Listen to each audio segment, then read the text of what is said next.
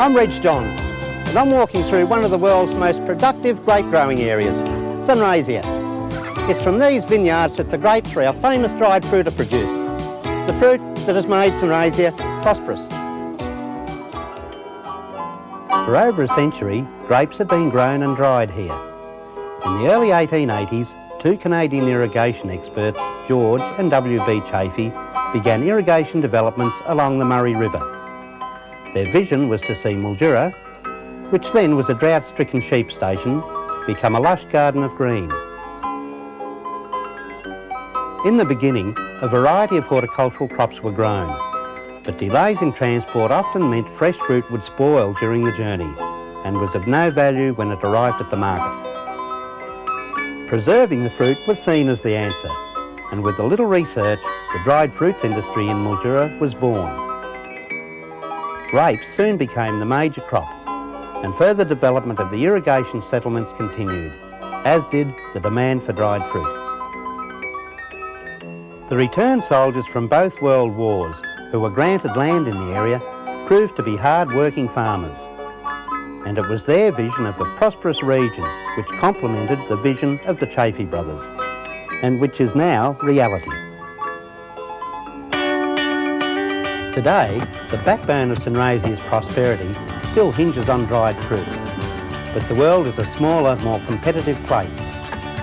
Overseas producers are competing against us in the same markets, and the country that produces the product that meets the demands of the consumer is the one most likely to make a sale. For Sunraysia to remain competitive, we have to produce the right product. To do that, it pays to know who's in the market for dried fruit and what their requirements are. This is the Kellogg's factory in Sydney, the home of some of the most popular breakfast cereals ever made. But the most important cereals for Sunraysia are those which contain sultanas. So let's go and see what Kellogg's are looking for when buying sultanas. Ted Elliott knows a good sultana when he sees one. And as the Senior Purchasing and Logistics Manager for Kellogg's, it's his job to locate the quality of fruit Kellogg's requires. We use about 2,500 tonnes a year of sultanas and about 100 tonnes of currants as well.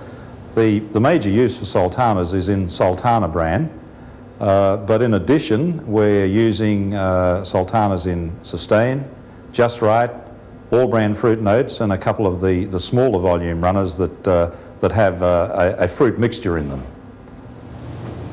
Our standards for sultanas are fairly clearly defined in a number of areas.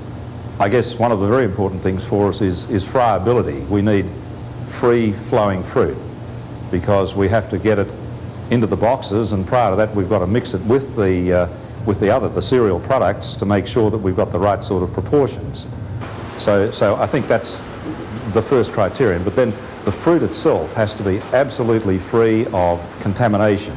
Contamination in the form of stalks, small stems, stones, certainly three-cornered jacks. We need the fruit to be as uniform as possible in colour. Some variation so that it looks natural, as of course it is, but to certainly be free of really discoloured berries, any mouldy fruit or anything like that. Here at the Tip Top factory, sultanas are used in a whole range of products. Although Tip Top specifications for quality of sultanas differ to some of those of Kellogg's, others remain the same. When Fiona Fleming, National Quality Manager at Tip Top, bites into a spicy fruit muffin for breakfast, she knows the fruit in the muffin meets her and Tip Top's quality standards. In my role as Quality Manager for Tip Top Bakeries, I'm responsible for a range of things, including quality of our ingredients and our finished products. With respect to ingredients, I liaise with our suppliers. I'm involved in setting specifications and discussing those with the suppliers to make sure that they suit our needs and also that the supplier is able to meet those specifications. Well, with the dried fruits that we use in all our products, it's important that they're of a consistent size, that they're free-flowing so they don't stick together when we go to put them into our mixers, and probably most importantly that they're free from any sort of foreign objects like twigs or stalks or any other stones or foreign matter that might get into the fruit. So that's probably the most important requirement that we have. At Arnott's, one of Australia's largest biscuit makers, the key ingredient in their food is quality. And Paul Bennett, Senior Purchasing Manager, only buys the dried fruit that meets Arnott's quality requirements. At Arnott's we use about 700 tonnes of sultanas a year. They're basically used in two different applications. One is a mincing application where the consistency of colour and berry quality is not as critical. The other application is a whole fruit application where we blend the fruit with a small amount of flour and other ingredients to keep them free running. In that application, the consistency of the fruit colour, size and moisture and other quality parameters is extremely important. Fundamentally what we're looking for is dried fruit that is free of foreign odour, flavour, physical contaminants, that complies with a specific maximum moisture and that complies with a specific consistent colour. What our aim would be in the future would be to have a totally quality assured product coming into this factory. Now whether we get that totally quality assured product from overseas or from Australia, that has got to be the ultimate aim. So where do these big companies go to buy dried fruit to put into their cereals and cakes? Well, to the dried fruit shop, of course.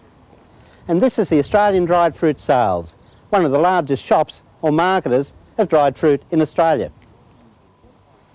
And it's also where Neil White has the responsibility for selling much of Sunraysia's dried fruit. The major uses of fruit in Australia can be divided in two areas.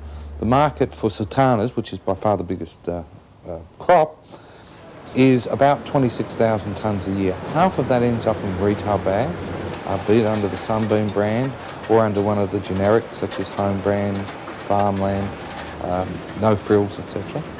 And the other half of the fruit ends up in the industrial sector, or what we call the industrial sector, and that could be anything from Kellogg's Sultana brand to a Big Sister cake to an Arnott's biscuit, a muesli bar, any of those sort of items, and a small percentage of that obviously ends up in what we would call food service, which is restaurants and catering outlets, hotels, etc.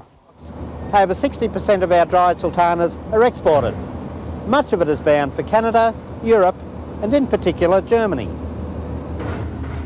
Overseeing the sale of dried fruit on the international market is the job of the Australian Dried Fruits Board and its General Manager, John Lester. The role of the Australian Dried Fruits Board is essentially to market Australian dried fruits overseas, and in doing that achieve the best possible prices we can obtain in terms of returns to the grower. Now we do this through agents, through establishing prices and managing the market so that Australian fruit is not competing with itself but competing with other countries. And we think that's very important to ensure that we get the best possible price by not competing one Australian against another Australian, rather Australia competing against Turkey, Iran and other countries producing dried fruits. So it seems that nearly every buyer of dried fruit has a different meaning for the word quality. But one thing is certain, and that is that fruit must meet a buyer's specific requirements before they'll purchase it. Which is fair enough considering you probably wouldn't buy a fruit loaf or a breakfast cereal unless you thought it came up to standard.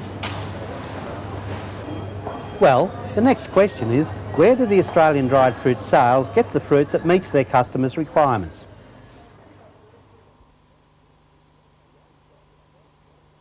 The answer is found in the dried fruit packing houses of Sunraysia, where an average of 70,000 tonnes of dried fruit is cleaned, screened, sorted and packed each year.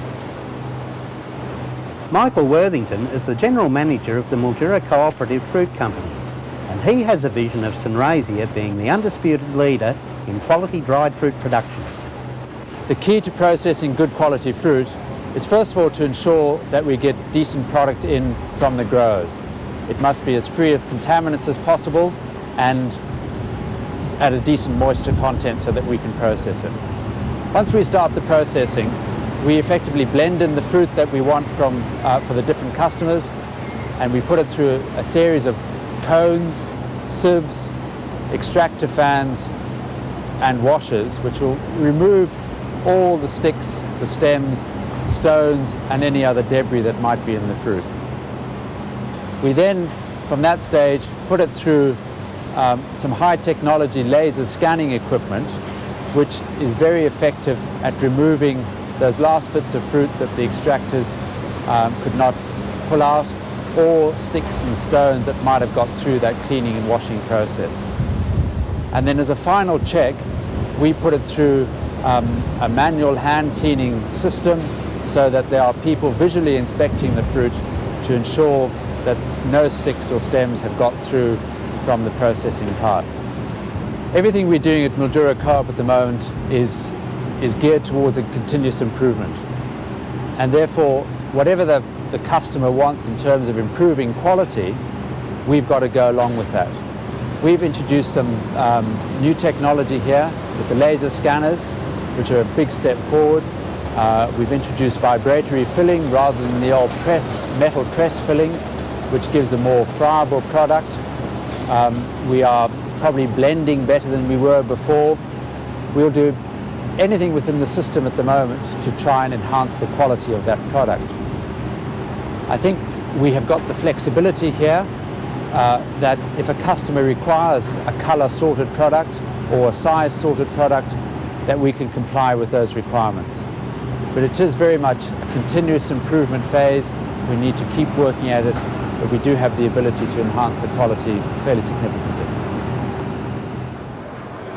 Just down the road is the Rimple Packing Group, another important dried fruit packing house in Sunraysia. Brian Bergen is the General Manager of the Rimple Packing Group. The industry, be it the growers, the packers and the agents, have always been able to meet the challenges of the fruit that is available. And from that I mean, we always, at the end of the day, have been able to sell contaminant-free fruit, and that's the challenge of this industry. But I believe it will continue to be a challenge, but I feel far more confident now that we will always be able to meet that challenge because of the information, for instance, that's going out to the grower base in the form of, in our company, through CropWatch, the technology that we've installed in our packing house with the likes of Elvis scans and automatic weighers and this sort of thing, and the third with the agent. With the advancement of technology, our agents, our marketing agents, are really being able to be briefed. Now, totally with that huge package, that huge marketing package, we are now able to always sell our fruit, and we are making sure that the fruit is a quality product, contaminant-free, which the marketplace is demanding. The first decision on dried fruit quality is made as the dried fruit arrives from the fruit blocks at the packing house door. There, an independent assessment is made of the fruit quality by officers of the Victorian Dried Fruits Board. Jeff Lucas is an expert fruit classer with a keen eye for quality. First of all, before the classer can class the fruit, he has to have a sample of fruit, and that's brought to him by a sorter who is employed by the sheds.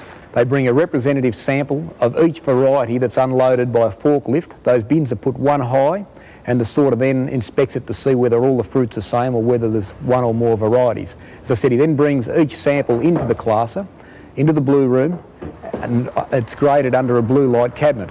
The classer then compares the samples brought by the sorter against those that have been supplied by the Victorian Dried Fruits Board, and he makes his assessment on that. He also looks at contaminants, and they'll also look at moisture levels, as there are acceptable moisture levels, and there are penalties for fruit that are over those levels. So how do we ensure the best quality fruit is delivered by growers? Well, we can ensure that the growers do deliver the best quality fruit, and steps have been taken. We now have a weed seed free program where growers are paid a bonus for fruit, for their properties have been inspected and are inspected 2 or 3 times a year to make sure there are no weed seeds in their property at all. Those people are paid a bonus for their fruit. And also then you have the penalty system, which really is an incentive system. If you have a problem with your fruit, you're going to get penalties for that. So it's obviously an incentive to clean up your properties, get rid of your snails, your spike weed seeds, your stones and whatever, so that you get the top price for your fruit. Over the years, consumers have become more particular about the products they buy. And the producer who can offer the type of product demanded by the consumer will inevitably be better rewarded. So if consumer demand is for free-flowing fruit, then research will be required to find out how to get the fruit just like that. The Dried Fruits Research and Development Council, where Bob Taylor is chairman, is charged with keeping the dried fruits industry at the forefront of information and developing technology. Well, research is vitally important for the dried fruits industry because it maintains a competitive edge for Australia. The whole of the history of the sultana production in Australia has been based on long-term research which continually pays off, and particularly is paying off in the present competitive era. Well, the more important research projects we've got underway at the moment are those associated with quality. For example, we're working on the processing line, quality in the processing line, looking at things like cooling the fruit down before it goes into the coning machine, which means the capstans are removed more easily.